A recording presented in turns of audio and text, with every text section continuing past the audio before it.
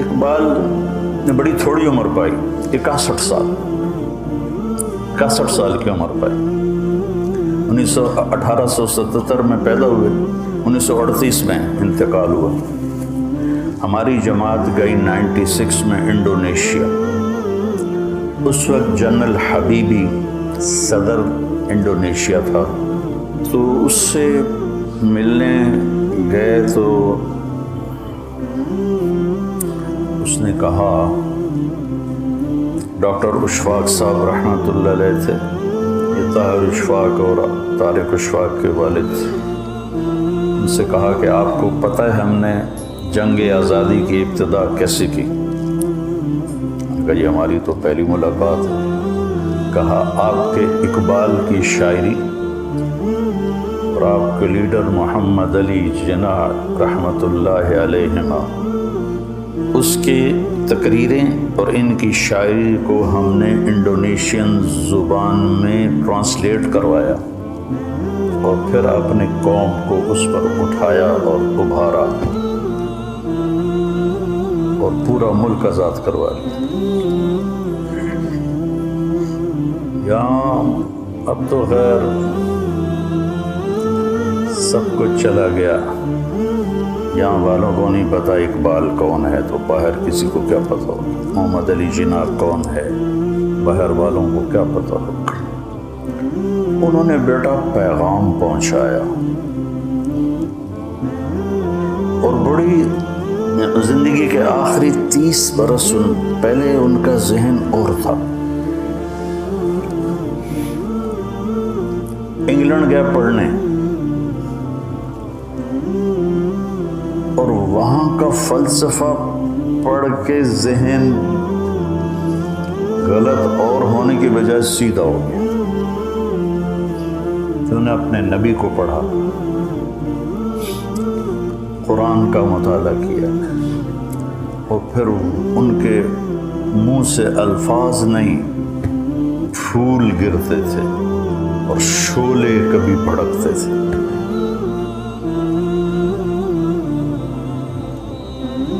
اگر آپ میں سے کسی کو اللہ ذوق دے نا تو اس کی کوشش کیا کرے کہ مزید آگے بڑھ جائے، کیونکہ اس کا تعلق پڑھنے لکھنے سے نہیں ہے، اللہ کی عطا ہے۔ ہمارا ایک میراثی تھا، بالکل ان پڑھ، اتنا بڑا شاعر تھا، فی البدی شروع ہو جاتے تھے پنجابی میں۔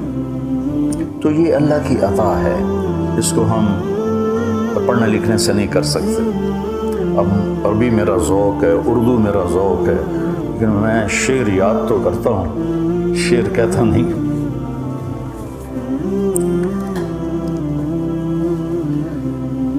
اقبال رحمۃ اللہ علیہ نے امت کو پیغام دیا، امت کو جگایا، امت کو حوصلہ دیا، قرآن کے پہلوؤں کو، سیرت کے پہلوؤں کو شاعری میں ڈبو دیا۔ اور مولانا علی میاں رحمۃ اللہ علیہ فرمایا کرتے تھے کہ اقبال کی فارسی کی شاعری اردو شاعری سے بھی، ان کی اردو شاعری سے بھی زیادہ بلند ہے۔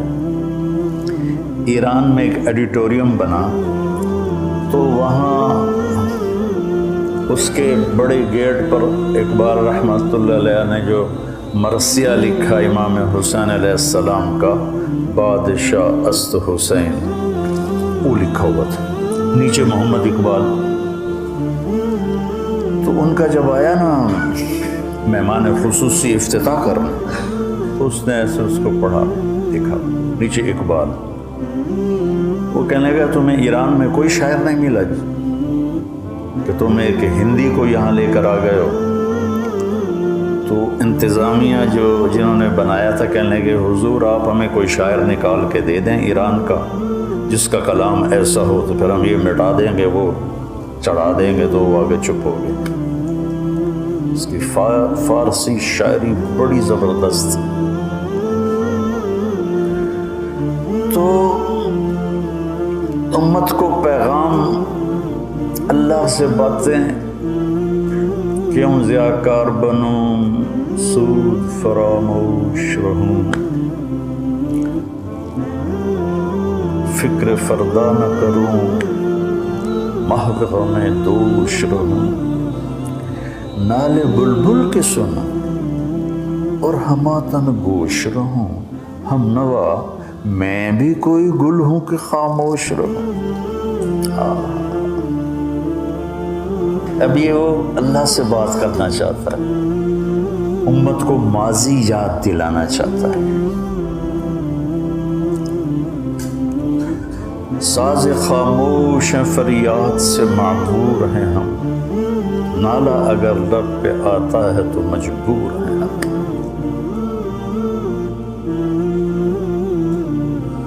کہتا ہے ہماری صدائیں گونجتے گونجتے گونجتے گونجتے ہمارے سازوں کے تار ہی ٹوٹ گئے، تو ہم ساز خاموش بن گئے۔ لیکن پھر بھی اگر زبان پہ آہ آتی ہے تو ہم مجبور ہیں۔ تھوڑا سا نمونے سنا تو سارا دن، اب وہ پلٹے اس طرف کہ یا اللہ ہم نے تیرے دین کے لیے کیا کیا، تھے ہم ہی ایک تیرے مارے کا آراؤں، خشکیوں میں کبھی لڑتے کبھی دریاؤں، دی اذانیں کبھی یورپ کے کلیساؤں، کبھی افریقہ کے تپتے ہوئے صحراؤں، شان آنکھوں میں نہ جچتی تھی جہاں داروں کی، کلمہ پڑھتے تھے ہم چھاؤں میں تلواروں کی، تجھ سے سرکش ہوا کوئی تو بگڑ جاتے تھے، تیر کیا چیز ہے ہم توپ سے لڑ جاتے تھے، نقش توحید کا ہر دل پہ بٹھایا ہم نے، زیر خنجر بھی یہ پیغام سنایا ہم نے۔ کیا شاعر!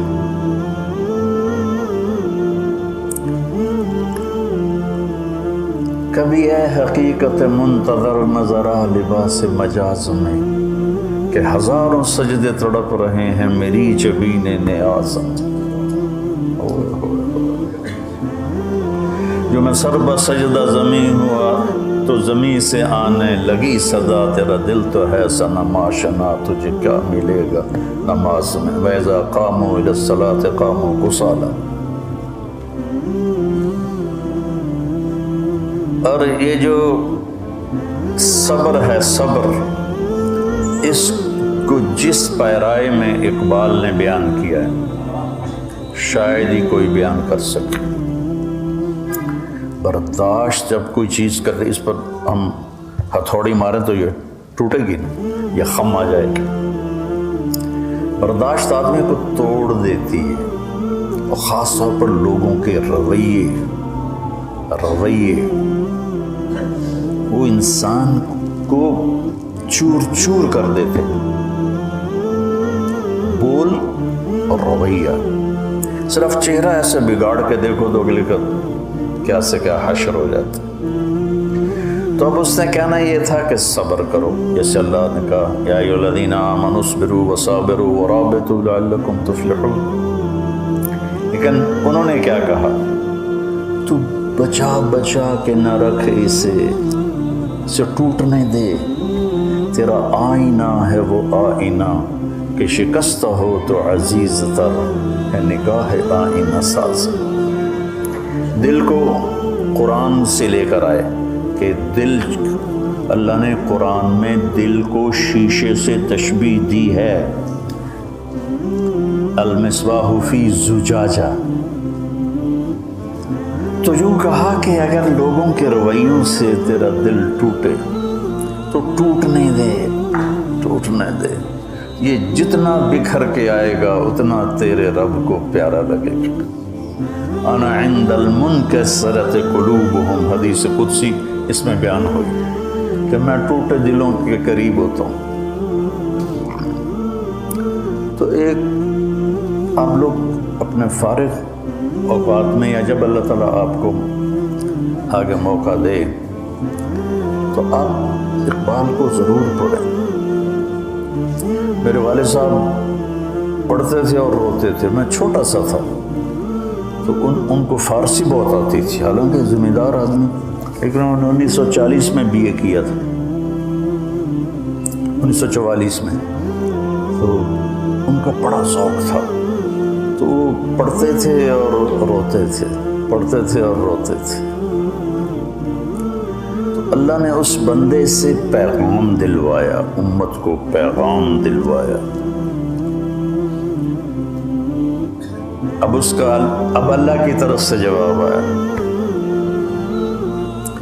آئی آواز غم انگیز ہے افسانہ تیرا، اشک بے تاب سے لبریز ہے پیمانہ تیرا۔ اب اللہ کی طرف سے بول رہا ہے کہ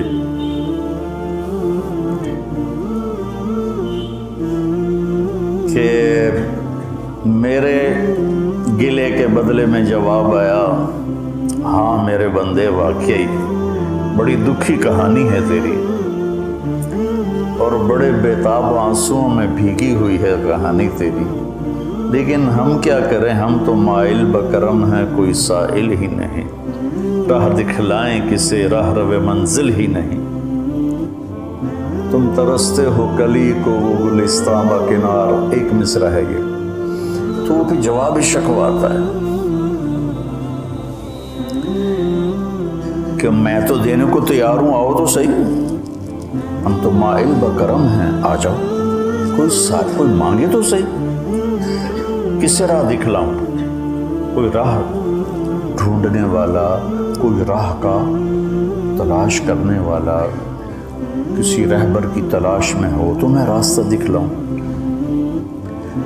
تمہارے بڑوں نے باغات کو ٹھوکر مار دی اور تم چند کلیوں پہ بک جاتے، تم ترستے ہو کلی کو وہ گلستاں بکنار۔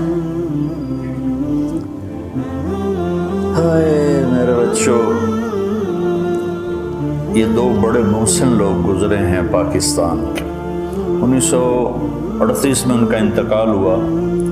1930 میں الہ آباد میں انہوں نے سب سے پہلے ایک الگ ملک کا تصور پیش کیا کہ ہمیں ایک الگ ملک چاہیے جس میں مسلمان، ان کا تو تصور بہت عالی شان تھا، انہیں کیا خبر تھی کہ ادھر بھی وہی کچھ ہوگا جو وہاں ہو رہا ہے۔ اس وقت جو ہماری قوم کر رہی ہے، سب حکومتوں کو گالیاں نکالتے ہیں، تجھے کیوں فکر ہے اے گل، دل صد چاک بلبل کی، تو اپنے پیرہن کے چاک تو پہلے رفو کر، کہ اپنے سے شروع کرو۔ تمنا آبرو کی ہے اگر گلزار ہستی میں، تو کانٹوں سے الجھ کر زندگی کرنے کی خو کر لے۔